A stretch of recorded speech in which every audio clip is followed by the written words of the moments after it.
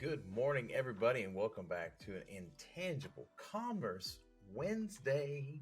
Listen, we got some stuff to cover here because there's a lot happening. First off, you might notice my co-host and cohort, Dave, is not with us. He is at work for the first time in a long time, some might say. Dave is actually at work. That is, of course, WERC. It's an educational warehouse education resource. He said it last time, so if you don't remember like me, you might have to go back and watch that one again. I'll check it out myself.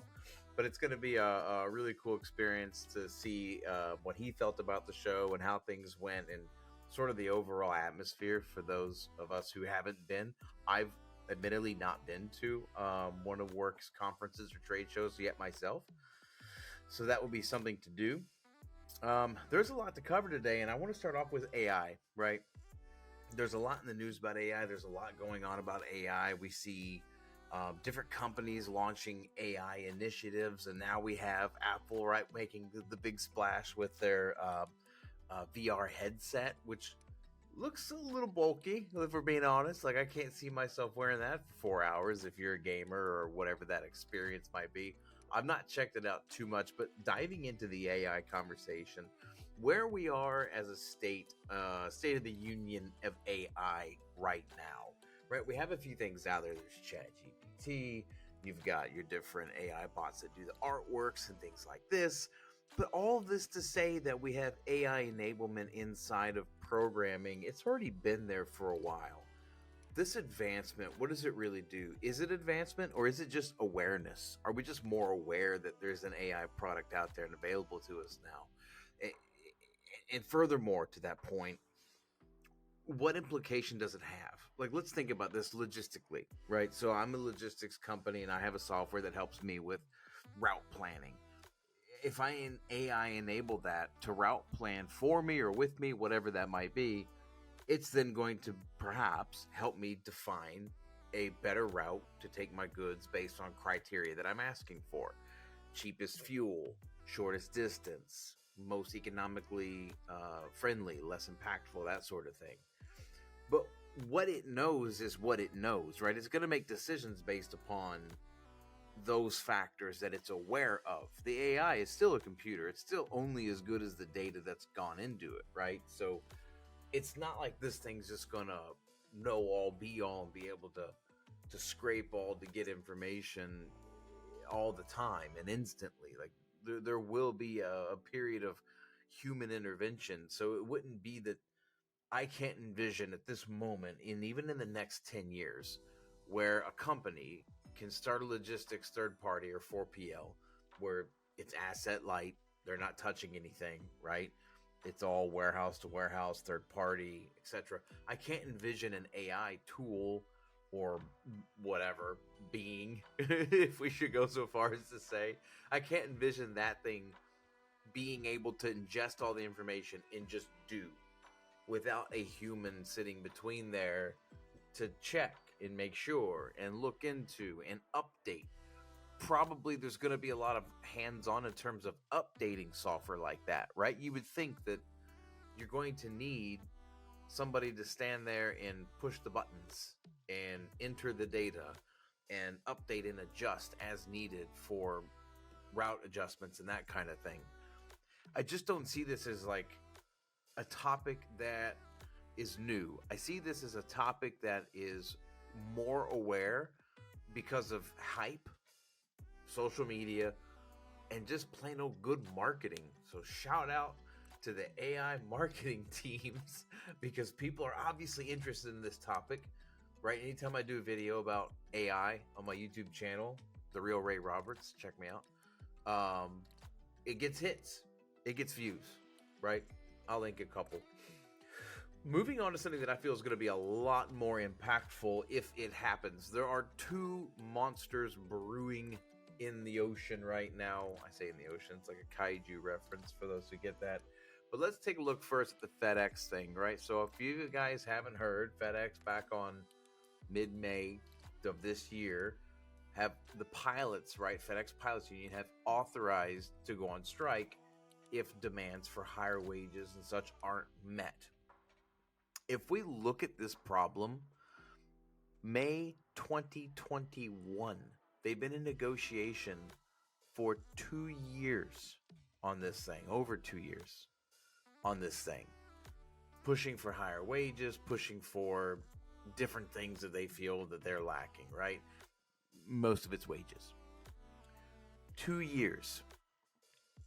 On the other hand, right, let's go to the other side. We've got UPS, right?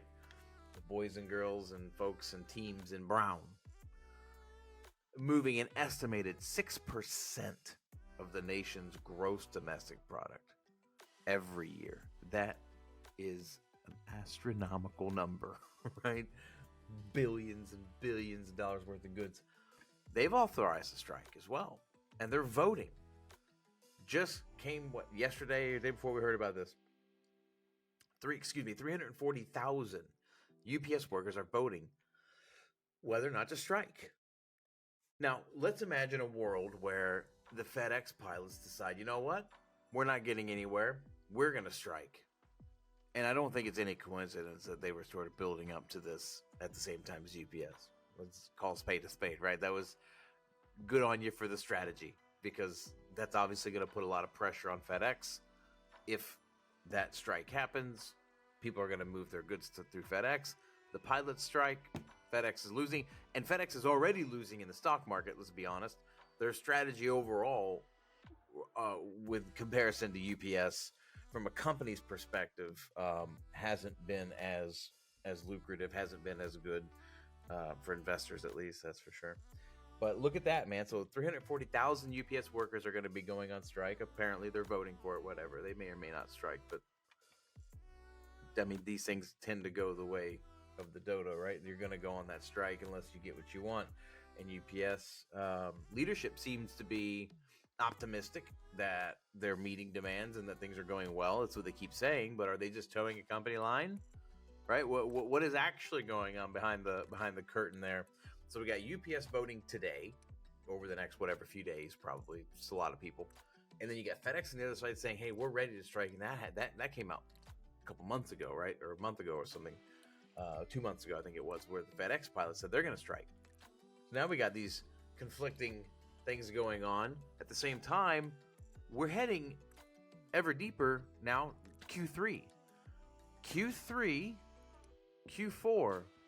Those are the biggest quarters for shipping. These are the most money-driven quarters for people in e-commerce. Is Q3, end of Q3, early Q4. So the volumes are getting ready to frickin' skyrocket. As anybody listening who's in e-commerce knows, all 17 people, I'm sure we have at least by that now, you know that this is going to cause a big problem. If the FedEx pilots strike at the same time as UPS, no trucks on the road, no planes in the air, well, that's going to stop a gigantic margin of our GDP dead in the water. This isn't something that's going to help our economy either, let's be honest, right? JB out there, I'm sure, is listening in on this one, right? They need to understand and meet these demands or come to a compromise that benefits everybody. And I think in these cases, as we often find, they don't benefit everybody. It can often be one-sided. And then you have, the wildfire thing going on right now, where the air pollution's getting bad, and it's some cases is affecting local air traffic, right? We saw in New York where the smoke was so thick that you couldn't even see the skyline. So there's a lot going on with respect to transit and transportation companies that, I mean, gee whiz, what are we doing here? You get the same coin. Let's flip it over to Amazon, right? They fired a bunch of people. We had Walmart e-com. They reduced staff. At the same time, Walmart's growing. So it's a little bit of a peculiar sort of niche there, where they're reducing staff while also in a growth phase. I think everybody's pretty much in a growth phase, aren't they? Like, the preparation for that loss that everybody expects is going to happen may not, but are they just prepping because they understand a deeper resolution at UPS and FedEx isn't going to happen?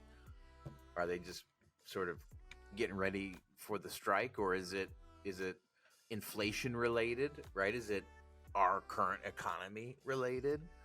What's really going on back there? I don't think we'll ever know until it comes out. Um, but kicking it over to across the pond this time for real, um, China. China's e-commerce price war, right? Let's call it a price. Let's call it a war. It's the war against the U.S. market, really. Chinese apps going live, and there was, I think, during the Super Bowl, there was a big push for one of their apps, and I can't remember the name of it now. It is escaping me. If Dave were only here to help guide me in this app discovery. No, it's Temu. It's T. We don't need him. We didn't need him. I got it. I got it on my own. Temu. Temu is one of those like it's almost like early Shein if Shein launched with a bunch of money. And if you don't know what Shein is, it's a clothing company that has pretty good quality stuff. Let's say, it's in the middle tier, but the prices are phenomenal. So if you don't know about it and you need some new clothes, check out Shein. Shout out Shein. They're not a sponsor of the show, but they should be. If you're listening, Shein, help us out. So getting back in there, that Temu is like another one of those sort of very low price. You can get like crazy deals, they call them. Honestly, though, I wonder how much of that is a scam versus actually getting what you pay for. If you pay $50 for a TV, it's going to look like a $50 TV. It'll get the picture to you, and it'll be there, but it won't be great. So, I think it just depends on what you're after there. Looking into the news, there was a FTC DOJ lawsuit over an e-commerce company for storing children's data. Right? And I'm not going to name any names because I don't want to get sued myself. But let's think about that. Let's talk about that. Let's explore and unpack that a little bit. We're talking about an e-commerce company, right? A brand that was storing children's data. How are they getting this data to begin with? It just boggles the mind. The lack of control or awareness we have as consumers is sometimes frankly scary. That you have apps on your phone right now that track your purchases, that you hit okay on.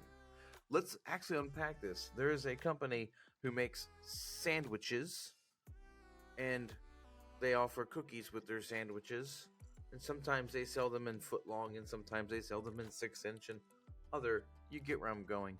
They had an app they launched, and if you downloaded the app, all you had to do is download the app. That's it. If you downloaded the app, you would get a free 6-inch or 12-inch or of some other quantity, being careful, you would get a free sandwich. And there were certain ones you could choose or whatnot, but not important. You got the free sandwich. So people were like, oh my God, yes, I want to get in on this. But if you looked at the app permissions you were giving, it not only had access to your contacts, your purchase history, your browser history, you gave it everything. It was able to see a lot more than I think a lot of people realize. And this is so common with these different apps. And so your children are downloading apps to their phones and they're hitting agree, right? Oh yeah, I want to play. Agree. It goes straight through. Agree. So now these companies are gathering and gaining and using data. They're dumping it into AI. How do I get more sales from this group of people who like this interest, who clicked on this thing, and it can spit out a marketing campaign, drip campaign, whatever. It's called a journey, a marketing journey to attract and ultimately consume those groups of individuals into their pocketbooks, into their revenue. So think about that for a moment. When you look at the AI as a whole, it's a cool tool. But the unregulated part of this, the part where we consumers are given a very vague option to accept or decline or choose what you want. But a lot of people don't understand what that means. And they don't understand the level of detail that these companies are getting. And they also probably haven't really considered the fact that our children are also doing this. It's not just you, it's your kids too. And that, I think, is a part that we as a country need to really come up with a strategy on. How do we properly regulate to protect our information, to protect our privacy, so that way we're not effectively swindled? I mean, if the tool tells you do these 20 steps and you're guaranteed to get 37% of 1,000 people to buy your product, and that's kind of cheating. It's kind of cheating the game. You're swindling somebody. You're swaying them in a way that is, I think, a bit egregious. And I don't know, but I hope other people will agree with that. And on that bombshell, right? I think when you look at what we're looking at as a country today, we've got strikes in the East. We've got the Chinese launching their Temu apps and all this, trying to attract our dollars into their shores, away from ours. I think we need to look and take a hard look at what we allow and don't allow from an e-commerce market. This has been the wild, wild west long enough. It's time to bring some law and order so we can standardize these processes, level the playing field that will ultimately benefit America as a country and protect our economy and our children and our ability to make decisions based on good information, right? Not just because we were attracted by some app that was an AI generated thing based on the data they're collecting on me for the last 10 years, because some app I didn't even know was doing it has been doing it. So let's look at that. And I hope you guys have enjoyed this solo episode. Dave's been working. I'm clearly working. You can see it. And we'll have a good time next week. Thanks, guys. Have a good one.